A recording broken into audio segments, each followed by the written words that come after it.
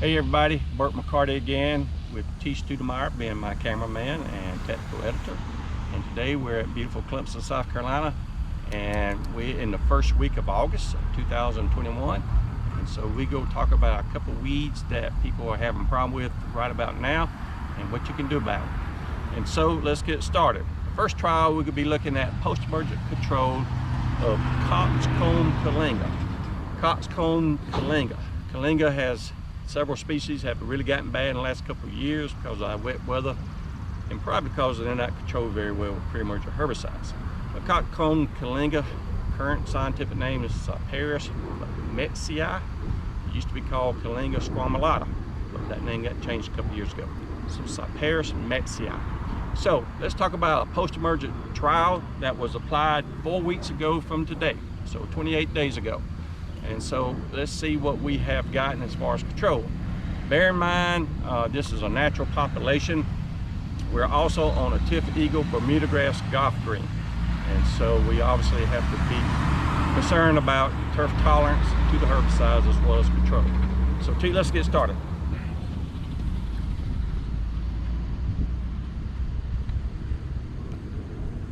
Ready? Okay.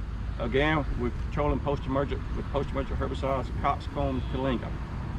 Here's the untreated, plot 101. You can see the pressure we faced in this particular trial. Very good pressure.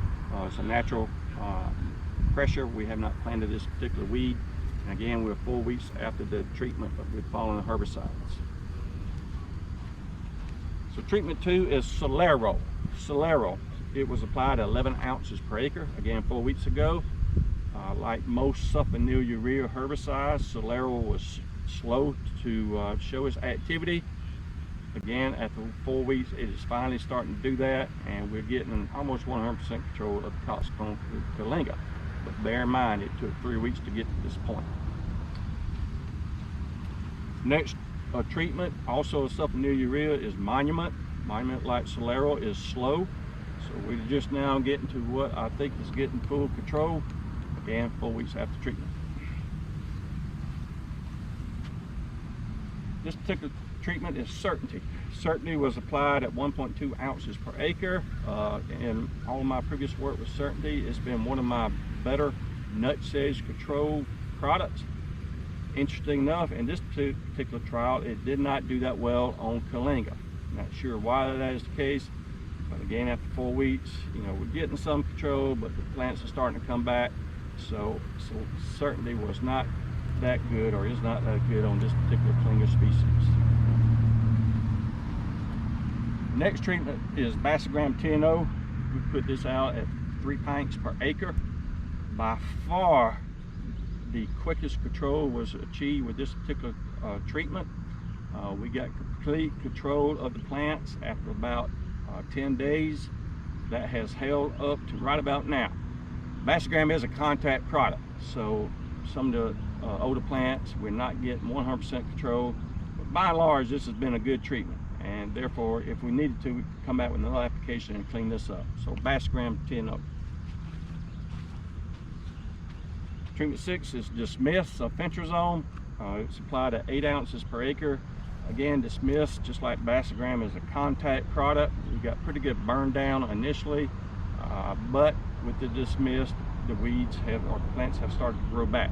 So it will require multiple applications once you get to this stage of growth of the Kyllinga with the Dismiss product.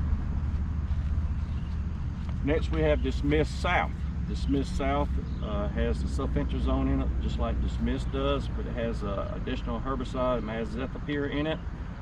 Normally the mazethapyr is very good on nut sedges, such as yellow and purple nut sedge.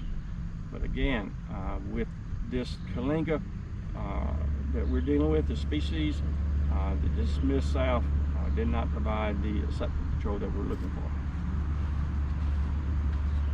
Treatment 8 is another sulfonylurea herbicide, Sedgehammer, halosulfuron. It, just like the Certainty, we're getting some control, but we're not getting 100% control. So the Sedgehammer will probably either need a second application, or you would need to tank mix it with the Kicker product, and I'll discuss that in a minute. Next treatment we looked at Avenue South at 4 pints per acre. This was just kind of throw something in, see if it would work. Avenue South traditionally has been a broadleaf herbicide and not really a nutsedge herbicide, and in this case we see why. It just did not provide very much control of the Kyllinga species.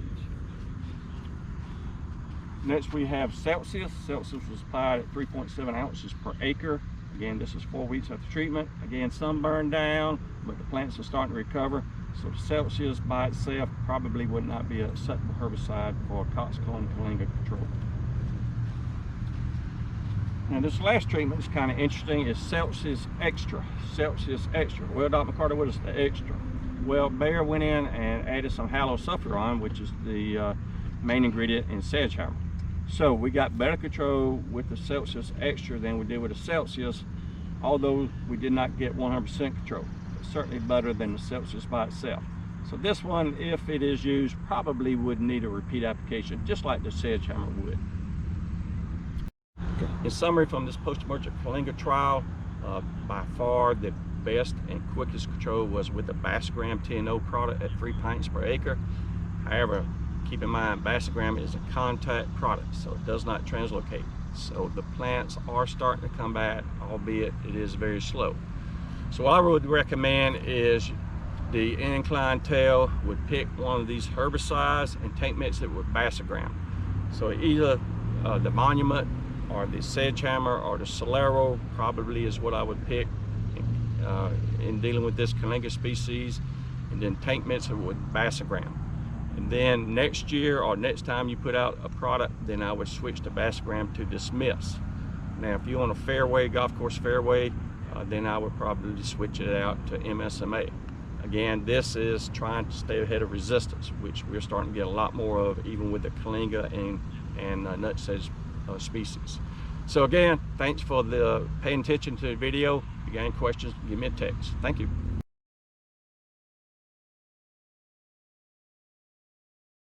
All right, this is part 2 of our post-emergent, and in this case pre-emergent Kyllinga control in Tiff Eagle Bermudagrass. Again, the Kyllinga species is the Cockscomb Kyllinga, which is Cyperus metzii. Now this particular trial is really an afterthought, and what I mean by that is we put these products out last October, which has been October 2020, with a follow-up application in March of 2021. So we're really at the poana control. However, we noticed this summer that we're getting extended pre-emergent control of the Cockscomb Kyllinga. And so I like to run through this and show you some experimentals that are out there and see where they may or may not have a fit in the future. Again, as we always start with our trials, we're showing the untreated check. Again, this is Tiff Eagle Bermudagrass, is the base grass, and the darker green clumps you see are the Cockscomb Kyllinga. Very good pressure in this untreated. Now this particular experimental that we're working with is Kyllinga. Kyllinga is a pre-emergent herbicide. It's been around for many years.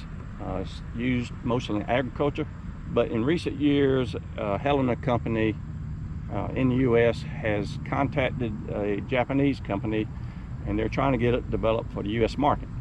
And so Kyllinga again is targeted mainly for pre-emergent poana control.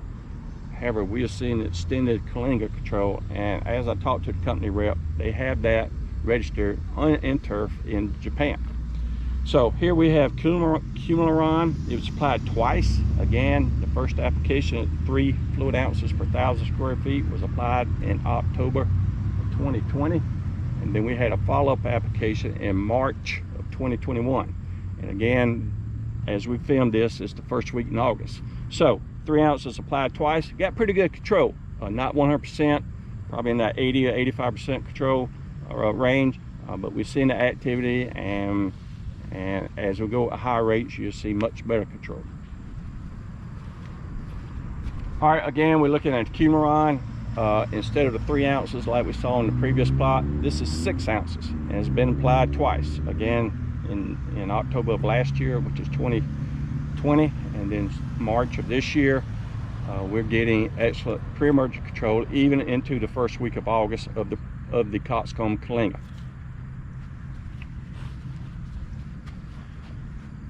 Now here's a higher rate of the Kyllinga. Here we're going 12 fluid ounces per 1,000 square feet. Again, applied twice in October of last year and then March of this year. And again, we're in the first week of August, excuse me, with this filming. And we're getting still 100% control pre-emergently of the Cockscomb Kyllinga. Now, these next 3 treatments, again, the trial was targeting annual bluegrass control and not Cockscomb Kyllinga. However, we did see some other products give some fairly good control pre-emergently of Cockscomb Kyllinga. And this is Benzimate. Benzimate was applied at 9.4 fluid ounces, again, twice, October last year and March of this year, and this is the 4L concentration. And again, we're getting good control pre-emergently of the Cockscomb Kyllinga even into the first week of August. We're getting about 85 or 90% control, so that's not bad considering the timing and the gap between the application and what we're looking at today. Another pore control product, Pore Cure, which was introduced last year. Good, very good pore control. Not so good as a pre-emergent herbicide on perennial Cockscomb Kyllinga. So this particular treatment did not very, very well. And the last treatment in this trial is Curb Pronamid.